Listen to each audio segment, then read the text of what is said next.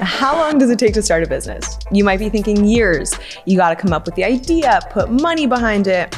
But Noah Kagan says you can do it in just a few days. In fact, he wrote a book about it. Noah is the author of $1 Million Weekend, the surprisingly simple way to launch a business in 48 hours. And he's my guest today on this special edition of Learn with Shopify. So if you want to learn how to start a successful business in one weekend, just keep watching because Noah, let me tell you, Noah has launched $7 million businesses.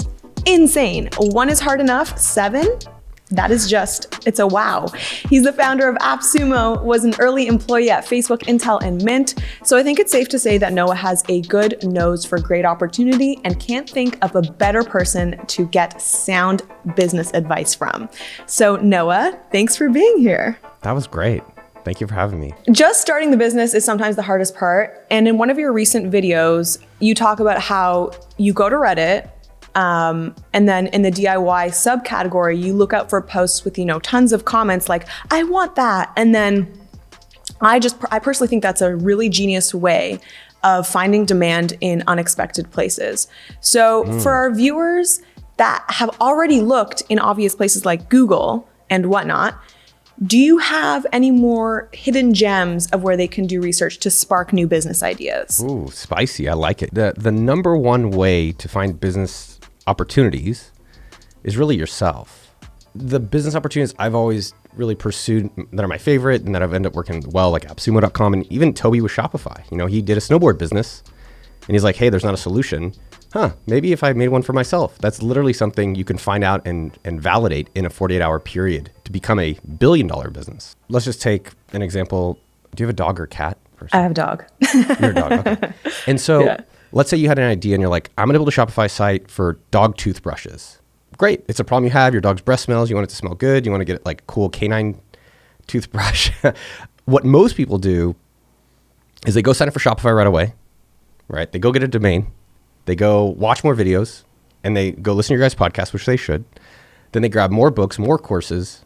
And then they're like, okay, I think I'm ready, but I probably need to talk to a few more friends, right? So that point in time, it could be 3-6 months and they have no progress. And I see this every single day. And this is stuff I've done myself. Now, the other way, the new way that I would say, like someone like yourself, if that's your idea for an e-commerce business, is you could literally text one friend or call them or WhatsApp or Discord or Snapchat, whatever it is, get feedback on that idea and actually get them to pre-order your dog toothbrush and find out very quickly if it's a business that you actually want to pursue much later down the road. Now, there's a lot more to it, but, and I'll give some other ways that people can think about business ideas. What I'm trying to encourage people to really realize is that you don't need to spend more money, don't need to spend more time to actually build $1 million business. And that's definitely a huge breakthrough of how do you get going right now and not worry about so much of the how. Other ways people can think about how to come up with business ideas. I'll give you 3 that are my favorite. And there's a lot more in $1 Million Weekend, but specifically, number 1, you can look at your credit card bill. So what are you spending money on? Are you spending a lot of money on dog food? So for me, one of my recent ones that pissed me off, look for things that like bother you or excite you. I don't like DocuSign. Do you know DocuSign? Oh yeah, see you eye rolled. That was a good one. Oh my God, DocuSign. Yeah. It's like I'm trying to use it and then I have to like pay and I was like, I don't want to pay. I'm just going to keep creating new accounts even though I have the money for it. And that's literally what AppSumo.com is. It's like, pay once for software. And so looking at your credit card bill kind of will highlight some of these ideas or opportunities. So that's number 1. Number 2 is look at things you're avoiding. So out here in Austin, I've been avoiding hanging up this painting at my house. It's literally on the floor. It's been about a month. Okay, honestly, it's been 2 months, but I just didn't want to say that.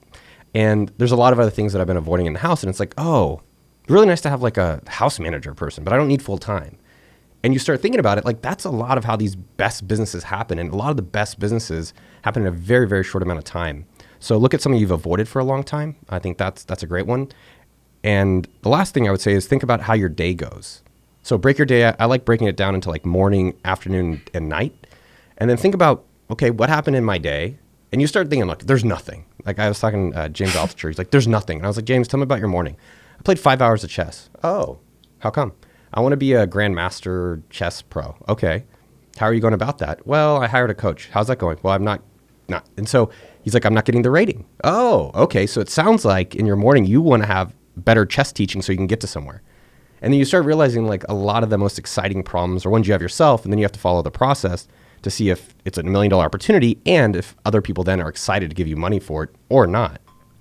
Amazing, amazing advice. I think oftentimes I hear like, think about, a problem and find a solution to it. And I think you just kind of highlighting really practical ways of how you can identify problems is going to be super helpful. So I appreciate that. So once someone has their idea ready to go, then there's always the question about money. So how much money do you think people really need to start a business? You don't need any money. And I know that might surprise people, but I've started appsumo.com, which today does $80 million a year in revenue, which is unbelievable for software deals. And I started it for $48. And I could have probably just started it for less. And so people believe they need more time. They need a better idea. They need a founder, or they need some more stuff, and they really just don't.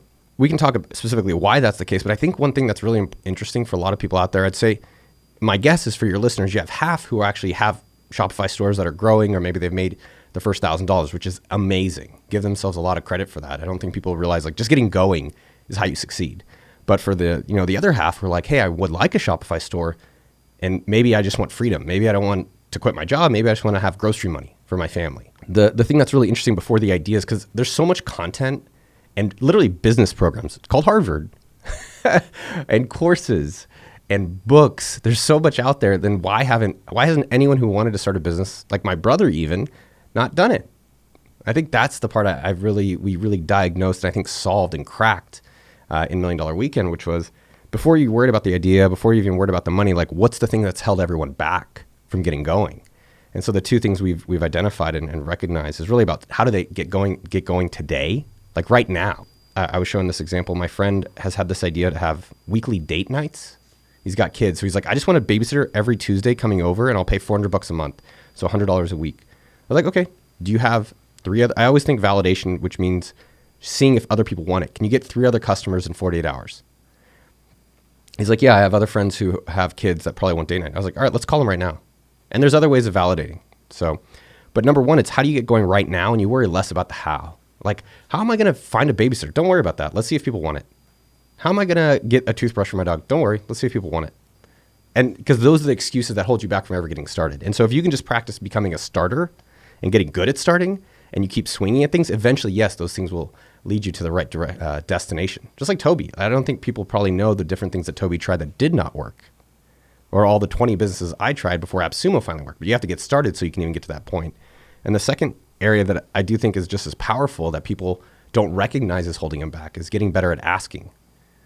Asking is sales. And on my YouTube channel, I've interviewed a lot of billionaires. I worked for Zuckerberg, Moskovitz, a lot of different people who are billionaires.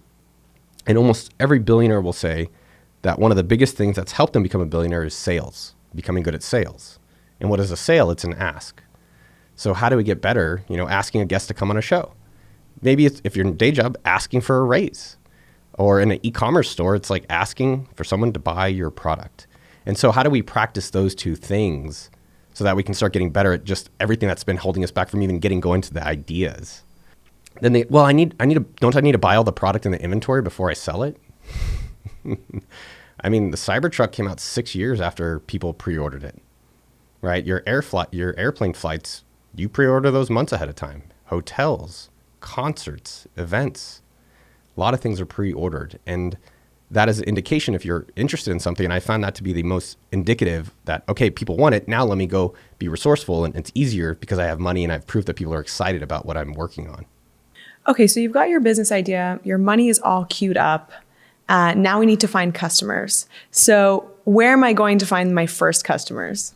Oy vey.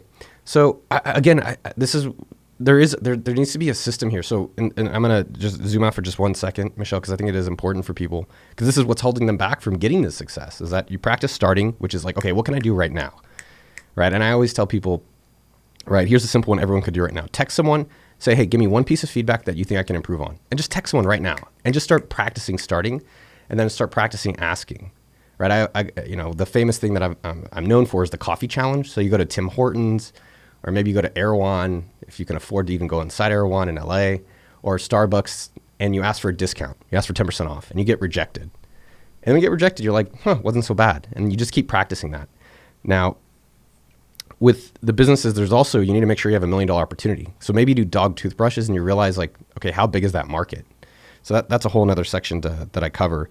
Now, in terms of customers, again, when we started talking about ideas, think about areas that you have business that you have, one, your zone of influence. So who do you have access to? So for me, I probably wouldn't start a dog business because I don't care about dogs and I don't really know a lot about dogs. I don't even know if I have a lot of friends who have dogs. I'm like that weird guy that's like, oh, it's a dog. Yeah. But there's other people who have dogs. So that's potentially and ideally what I'd encourage people to start a business around. So think about what is the zone of influence you can easily access, right? So for me, I'm a Miata owner. Like I have a lot of friends that have Miatas. Maybe I'd start a Miata business. And you can do it the harder way, right? You can do, for me, maybe be like women's clothing. Yeah, I could probably make that work. But why not make it a lot easier on yourself? Is that who do you already have? Which groups do you have access to? And maybe what expertise or things do you have a deeper understanding of than other people? So if you're doing someone like yourself, what I would encourage you to do, let's take the dog toothbrush and stick with it. I call it the Dream 10. This is inspired by Chet Holmes. Do you have other dog friends? I do. Do you go to like a dog park? You guys like dog parties? Yes. Okay. So again, look, Absolute.com, $500,000 a month on Facebook, Google, and affiliate. Like we're very complicated. There's a 25-person marketing team, 20-person engineering team. It gets to that point, but AppSumo started with a PayPal button and Gmail. That's how our software deal site started. And it was very basic. But I found that people were excited about it. And now, yes, my first $12 sale has led to, yesterday I think we did $176,000 in a day. So with the dog toothbrush business, let's say, Michelle, you're excited about that. I would literally just keep it super basic. Let me make a list of 10 people that I know that have dogs. Let me look at my phone. Let me look at my Instagram, Snapchat, whatever. And then I could just message these people and present them the idea that I'm thinking of before literally you've done anything. You haven't spent any money. You haven't spent a lot of time, and you can find out really quickly if that's something that people want. And I can walk you through, if you're interested, how to even contact these people and how to communicate with them about your idea. Yeah, totally. Would love to hear that. So for yourself, for this dog toothbrush, let me ask. So the framework, and I'll give the high level, is listen, option, transition. So Michelle, how often do you brush your dog's teeth? 0 times in my life. I don't know about dog's teeth, but do you know that if you don't brush your dog's teeth, like bad things could happen to them? Are you aware of that? Yeah, totally. Is that? I don't actually know that's true. I think I've heard that though. I think it is. I think that, yeah. And what do you think has held you back from easily brushing your dog's teeth so it can live longer and not smell so badly around you? I pay someone to do it for me. So I'll get her in a vet and they'll do it for me. Do they really? Is that what you do? Yeah. Oh, that's cool. It's like a dentist for the dog. How often do you take her to the vet? I'll do that once a year. Great. Sounds like you're a good dog mother. I'm working on this idea, and I love my dog, and I've been working on this dog toothbrush, and I just thought it'd be so cool if at home, I want a really easy where the dogs, it's always so challenging, or it's just it's a disposable toothbrush. You can use it once a month just to make sure your dog has nicer teeth. What do you think about that? Yeah, could be cool. Could be cool. So first, what I'm doing when I'm talking to someone, I'm contacting people in my network, so it's not cold. I don't really like doing like, hey, let me randomly hit up someone I don't know and try to convince them something that they don't need. When I'm listening to them, I'm trying to see if I can bring up problems. Think about like basketball. Like I'm trying to throw up a basketball so that's easy for me to dunk in terms of a solution. Most people, what they do in business is they have solutions. Like, I invented this new water bottle. Let me go find someone with a problem. Right. And that's not the approach. That's the founder. So that's the founder first approach. You have to think about a customer first approach. So as I'm asking about dog toothbrush, frankly, from the customer perspective, Michelle, it doesn't sound like you're that excited about it, or it's something that you prioritize. And now I could try to convince you, but I don't think that's that fun or that really effective. I want to make sure it's something good. So what I do next, if someone like yourself is like, yeah, actually I brush my teeth, or that's something I want to be doing, you present an option. So it sounds like you want to be brushing the teeth. So I'm thinking it's going to be $10, and you do need to do a quick 1-minute business model ahead of this. I think it's going to be about $10 a month. How does it sound to you? You say no, yes, something. And I say, okay, great. Now the last thing is transition. Do you want to deposit or pay a refundable deposit to Venmo, PayPal, via my Shopify store, or whatever that is, for this dog toothbrush? And that's the moment that people will either say no, and you ask them why not, or yeah, and they actually pay it. And people might think, wow, that's so simple. That's like, there's got to be more to it. It's like, that's exactly the point. Because also I'm trying to encourage people. You have 52 chances a year, 52 weekends to change your life. You don't have a lot of time, especially if you have kids, if you have dogs. You have wives and husbands. Like, you don't have a lot of time to put together a lot of things. And so that's why I try to boil down to the essence of what really matters. You said the way that you know you have a good business idea is if people are excited to give you your money. And I think we've been talking about that for the past, little bit. But tell me more about that. I'm so curious to hear, how and when you've experienced that. And I think it's definitely difficult, especially with e-commerce, to really feel that emotion. But yeah, curious to hear a little bit more about your experience as a business owner and how people can tap into their customers' feelings as well. Totally. And this, still applies whether you're doing $80 million a year or doing $80 a year, right? It's still listening to the customer. And that's something I've gotten away from, candidly, at AppSumo at times. And every time I come back to it, I'm like, why am I not talking to these people more often? Like, let me just make them happy. And that's how you succeed in business. So I'll give you different examples of listening to your customer, good and bad, and then the outcomes from it. So there's a guy named Jake who ran $1 Million Weekend, and he wanted to start an e-commerce business around golf trips. So you can go and buy like a golf trip. I don't golf. I go to the golf range and I eat tacos and some nachos out there, but I'm not a golfer, so it's not a business I would start. But he's done golf trips and he loves it. So before he even built anything, he contacted people. He created his Dream 10 list, contacted them and said, hey guys, I'm working on a golf trip. It's going to be about $5,000. We're going to go to Badlands. I think he had 5 people give him a $100 deposit within 24 hours. Wow. And now he can go deliver on the product, coordinate these trips. And so it was a very easy sell that he's not having to convince anyone. Like for you in the dog toothbrush, I'd have to convince you, and that's not how you want. That's clearly your customer is not excited about that. Sure. So there's 2 other validation methods I do want to highlight for people thinking, well, I don't want to call people because it's uncomfortable. And that's literally why I start the book with how do you get better at starting and how do you get better at asking? Because if you can get great at that, which everyone can, it's available for everyone and it's free, then this stuff becomes really easy, which it is. The other 2 ways you can do it is how do you approach marketplaces? So let's say you're excited to do water bottles or this dog toothbrushes. Are there dog forums? Is there Etsy? Where are there communities where there's people that potentially have money and raising their hand, maybe like Reddit or indie hackers, that you can post these things and see if people are excited to give you money. It's more passive. That's why I'm generally not as a fan of that, but it's definitely effective. And the last one that I would say historically people are familiar with is like buy landing pages. So you buy ads and you send people to a landing page or you send them to your Shopify store before you've even built the product to see if they're actually buying it. And so Kettle and Fire, they're on Shopify. A buddy of mine named Justin Mayers, he had a landing page for bone broth. This about 10 years ago. Bought some ads for bone broth because it was cheap. And people came and bought the bone broth. It did not exist. Mm-hmm. And then he let them know, hey, I'm going to be making it and I'll be sending it to you. And now that business, I believe a few years ago, is generating $100 million a year in revenue. Now, the thing that's important here is that Justin's also tried a lot of other businesses that when they came to click, no, they didn't buy anything. Or last week, I was doing $1 Million Weekend myself to prove it works. And I attempted to start a lawn mowing business. And I knocked on my neighbors' doors, which was pretty uncomfortable. They're like, don't you run like AppSumo? Aren't you like a YouTuber? And you have this book. Like, what are you doing? When do you want to mow my lawn? And I will tell you, I asked them to mow their lawns and everyone rejected me. Or they're like, if you really want me to, I will.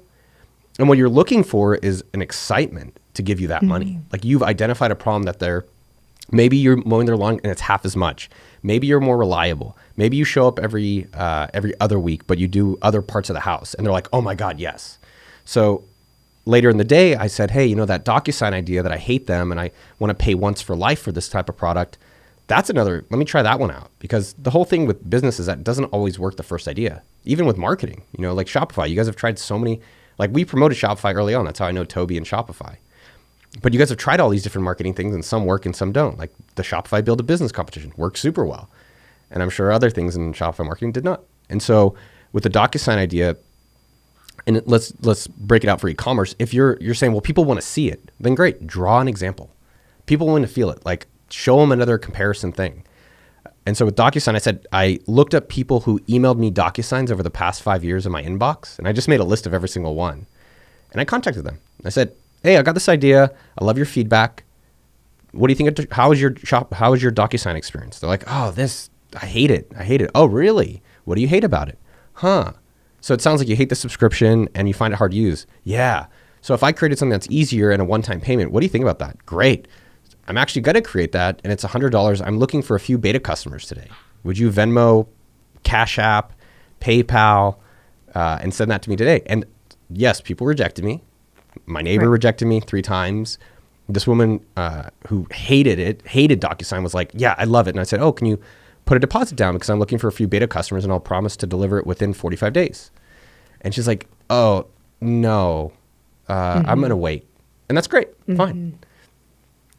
But after 24 hours, I had $3,000 of pre-orders with 24 customers.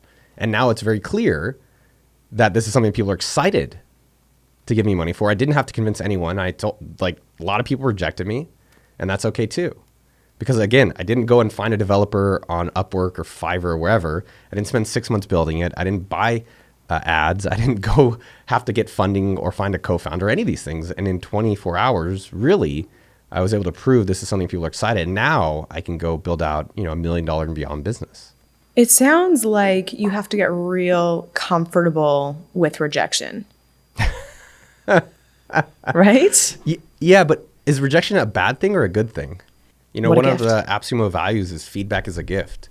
Right. And so if you're starting any type of e-commerce business, whether it's stands, whether it's mugs, whether it's pens, whether it's dog related, think about the gift that someone's telling you, like, hey, I'm not that excited about it. And you can learn why not. And then maybe you can find something they are excited about because you're going to work hard either way. Right. So why don't you find the thing that they're like, hey, I don't really care about that. Great. Can you tell me why you don't? Okay, cool. That's interesting. Like for you, you're like, it's not a problem. I don't see it health-wise for my dog.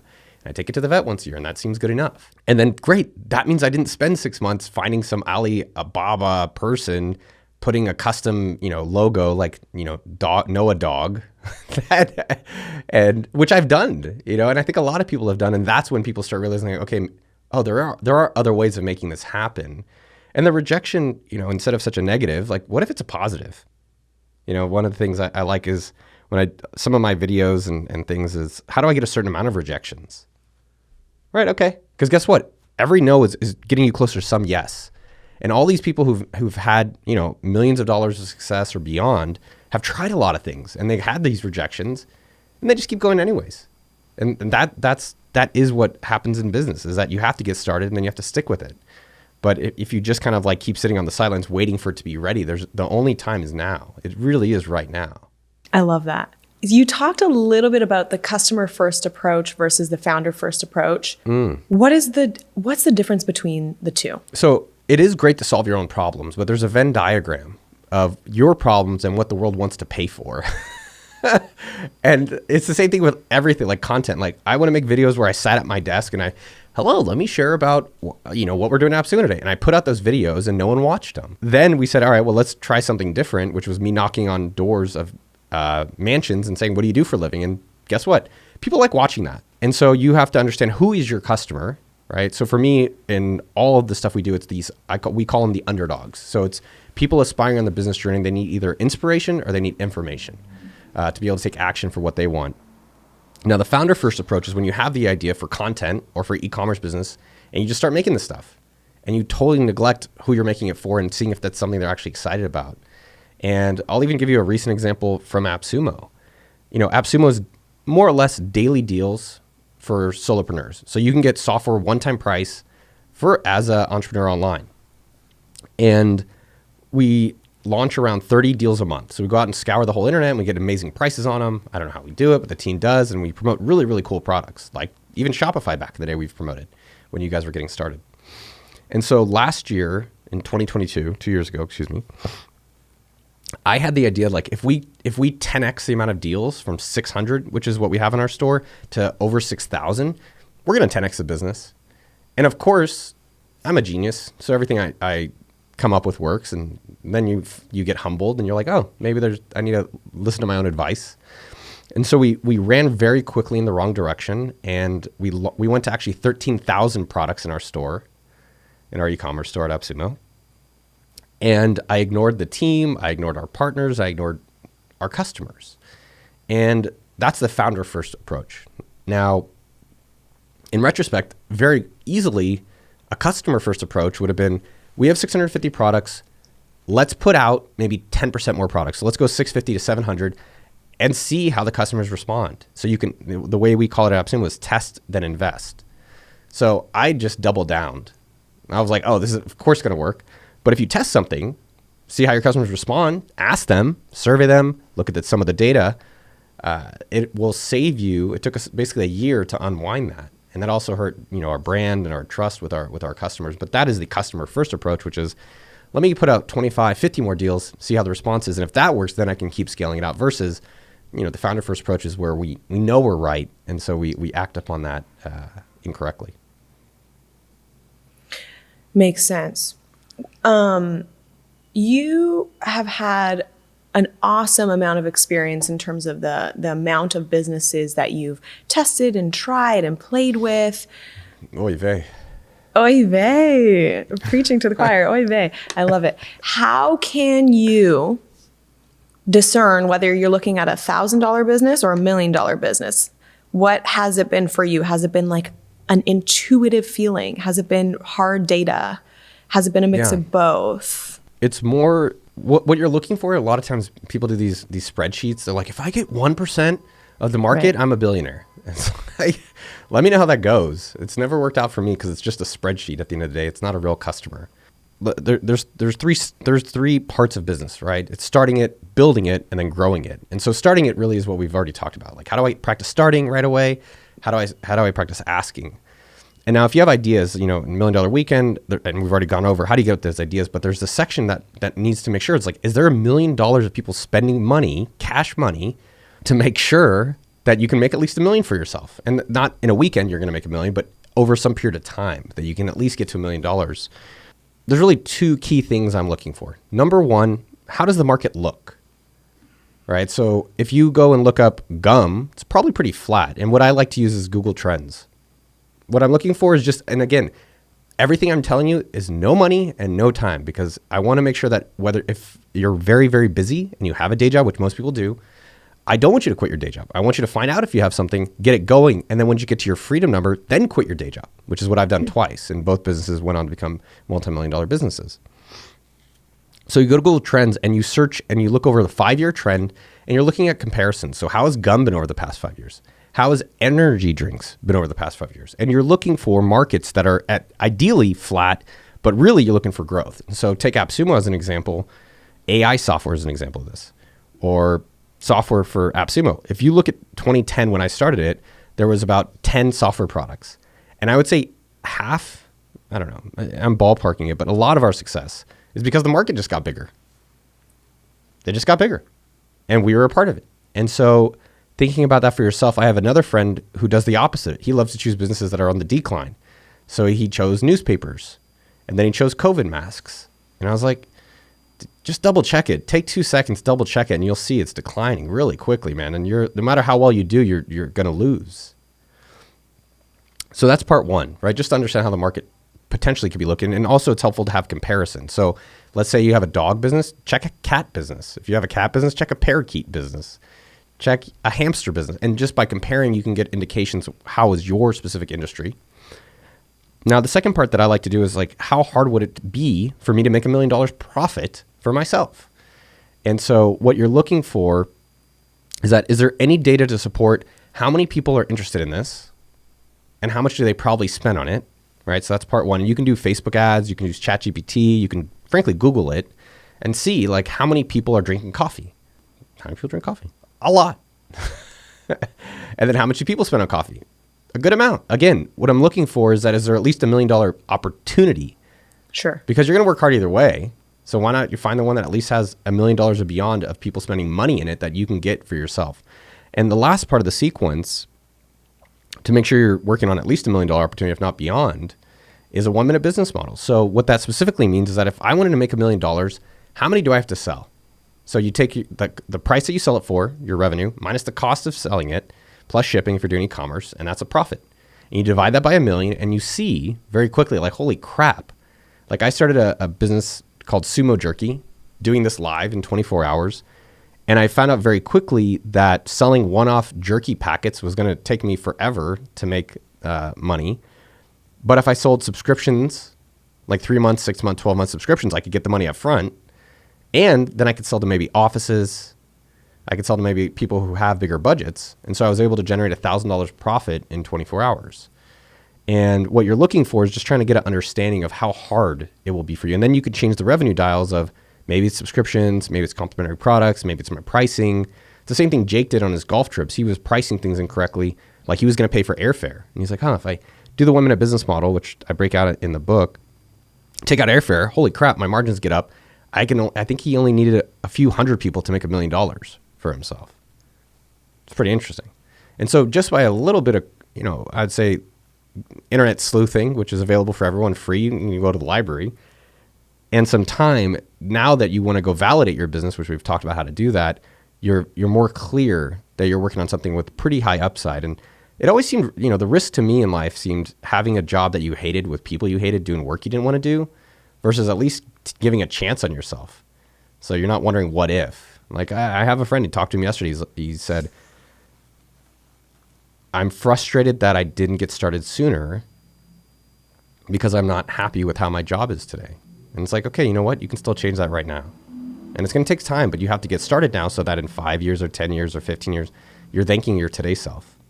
Okay, so I feel like we have a really good kind of feel for laying the groundwork of starting a business.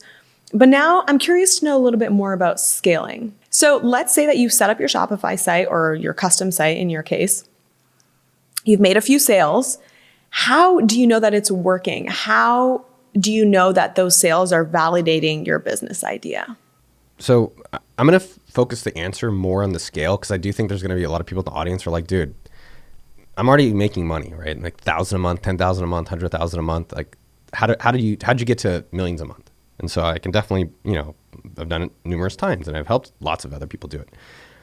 Again, when we started the whole $1 Million Weekend and got going, the process is, can you see if people are excited? At least 3 customers within 48 hours. And what I've done this so many times, and I've seen many, many people do this many times. And if you can't get 3 in 40 hours, it's not going to get easier. Right. It's got to get harder. But then people are like, okay, well, I'm going to keep swinging. It's like, why don't you just find something that's easier in 48 hours? And then guess what? When you try to scale it, you actually know that people want it. And most people, what they do is they think they have marketing problems when they have business problems. They're like, I just know it. Come help me with my marketing. Like, I'm pretty good at marketing. I did mint.com, which sold for a few $100 million. YouTube channel, 1 million subs in 2 years. AppSumo, tidycal.com, sendfox.com. Like, pretty good at this. And almost every time I said, who's your customer? And the problem you're solving for that customer, the what, is it actually something they're excited about? And most of the times, that's actually the core issue. The 2 things on scale, I'll break it down in a few different ways to how do you get to 7 or 8 or 9 figures. Number one, most people in e-commerce or businesses try to do more than one business, or they try to do too many things. They have one working and they're like, I'm going to start a new one. And that's great. They should try it. But the best business is the one that works. So if you have something that people are paying you for, the easiest way to grow it is just keep doing the thing that helped you grow to begin with. And the problem with that, Michelle, is that it's not fun. Because it's like, oh no, I need to come up with a Facebook ad. It's like, okay, well, how'd you grow your business? I message people one-on-one and then I ask for referrals on LinkedIn. Okay, and how often are you doing that today? Oh, I'm not really doing it as much. And how's growth? Oh, it's kind of flat. Huh. Okay. And I hope they hear themselves because it's really, and this is true for almost every business, like they stop doing the things that got them successful. And you can just go revisit that. And that is probably one of the easiest ways to grow any e-commerce business, frankly, any business. Now to scale these online stores specifically, I would break it down in kind of 2 key components. And this is the same growth playbook I talk about in chapter 8, which is number 1. And I learned this from Zuckerberg, have a very clear goal with a timeline. So let's take WeSteepTea.com. I want to sell 1,000 packets of tea this year. Great. That's great. Pick some target. Maybe it's revenue, maybe it's customers, maybe it's number of dog toothbrushes sold, whatever it is. And then have a timeline. So many times newer entrepreneurs are like, yeah, I just want to grow. Do you just drive your car and then you end up where you end up? No, you say, hey, I want to go to this restaurant, or I want to go to this beach. And then you plan a route there and then you execute it. And that's the same thing in business.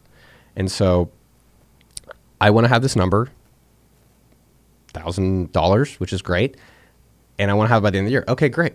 Now let's at least try to understand what are all the ways that you could do to get to the $1,000. And so the second component of that is how do I list out all my opportunities to get there? And so there's a guy named Daniel Bliss. He's on Shopify, and he's a postal worker out in Canada.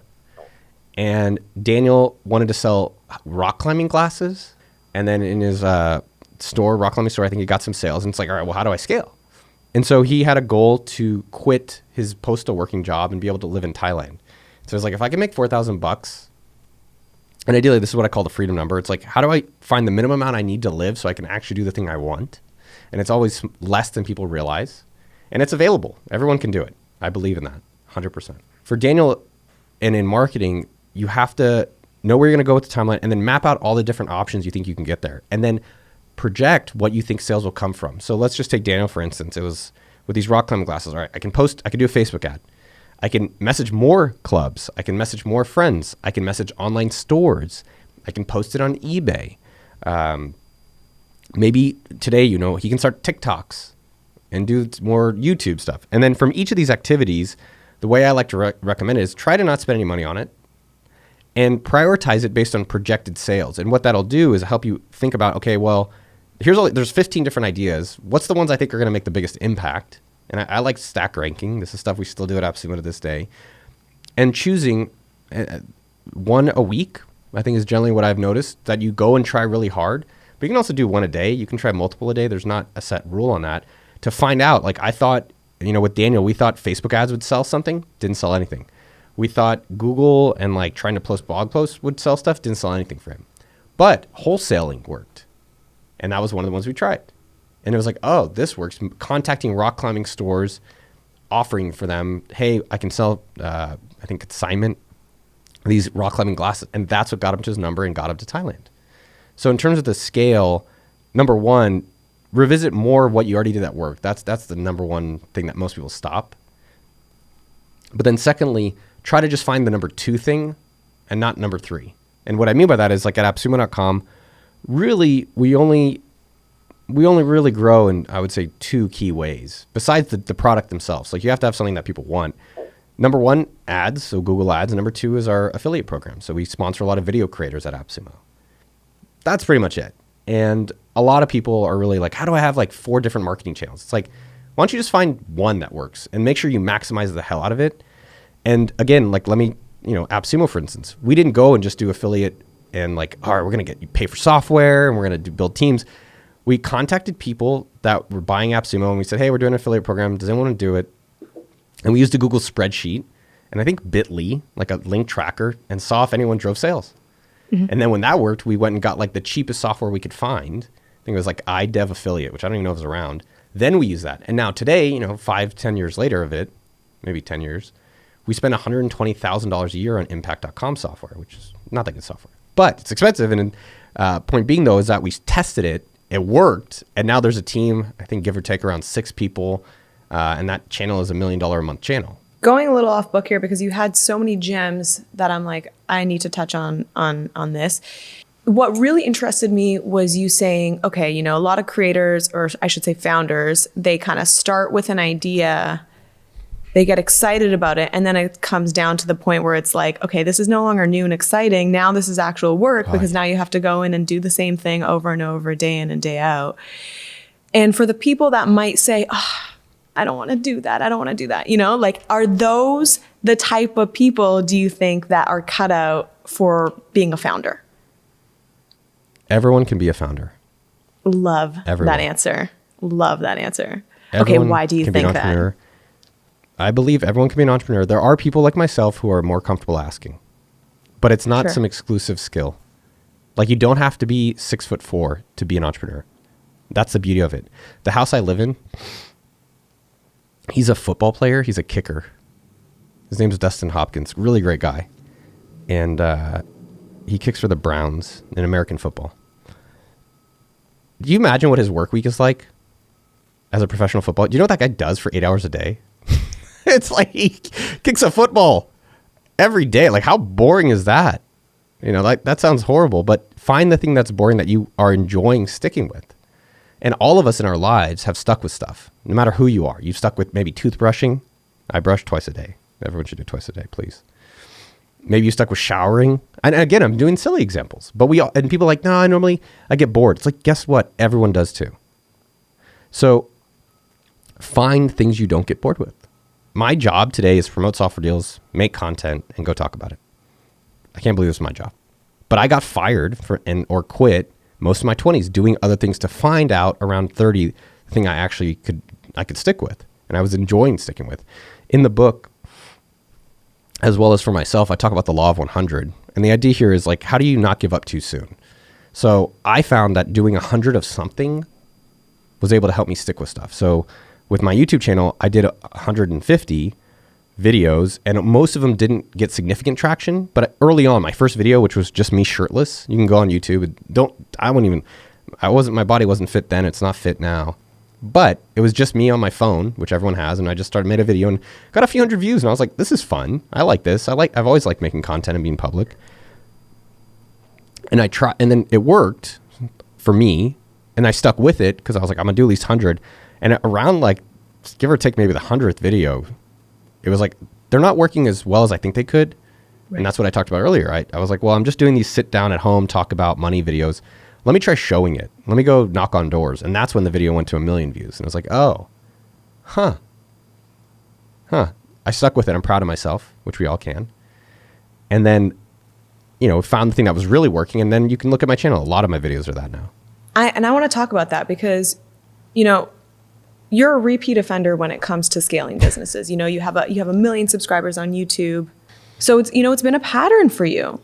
And I think, for everyone that's watching and has been following you and they want to follow in your footsteps, what do you think is kind of like that it factor when it comes to being a successful entrepreneur?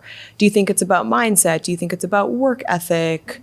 Or at least in your experience? I think what's crazy is that there's so many ordinary people getting rich every day. And I came from Silicon Valley. I worked for all these Harvard meanies, I might call them, or elitists. And you think that only them can have access to it. And when I got fired by Facebook, I remember thinking like, okay, they know something I don't know. And the reality is that's just not true. And when I got fired, it was also the reality that I'm not in control of my destiny. They were. And the only way on this planet, in this rock that we all live, is having your own business. And that doesn't mean you have to quit your job for it, but having your own business gives you that option so that no one can take away your livelihood. And that's what inspired me to be an entrepreneur. And so the it factor, I would break it down into 3 things. Number 1, you have to get started. And you only need 1 hit to be success. Like Toby probably tried a lot of businesses and then he got Shopify. Just 1 hit. In basketball, you need a 50% 3-point thing to be the best in the world, or 90% to be a good free throw 3. In business, you need 1, just 1 hit to work. And then number 2, I do think it's good for no matter what e-commerce business you're doing to put yourself out there a little bit. 1, you'll meet cool people, you'll build your relationships, and I will think like you will get a lot of potential customers because people connect with people, not with brands, I would say. And the last part, and I've seen this from billionaires, but really from a lot of millionaires, including myself, is that it does take time to get rich. And all you have to do is stick with it. That's it. These billionaires I've interviewed, the founder of Kinko's, Qualcomm, Uggs boots, you don't get rich the first day, right? All of them became billionaires after 20 years. And they all got rich off of just one thing, just one business. And so there's really good lessons in that for all of us. It's like you have to get started and you have weekends, 52 of them to get something to work. But it may not work the first week. And guess what? That's cool. It's fun. It should be enjoyable. Hey, it didn't work. Okay, great. What am I learning? It doesn't have to be this, you talk about the it factor. It doesn't have to be some ominous, threatening, scary adventure. It should be fun. And if it's not, okay, then just revisit what's not fun about it. How can I make it enjoyable for myself? And for me today, I would say in my 20s and 30s, I was very anxious to get rich. I was like mad and angry. I wanted to prove people wrong. I wanted I need to show these other people. And over time, you kind of find the thing that you just need to prove to yourself. And I think everyone, can prove it to themselves. And I'm excited to see people do that.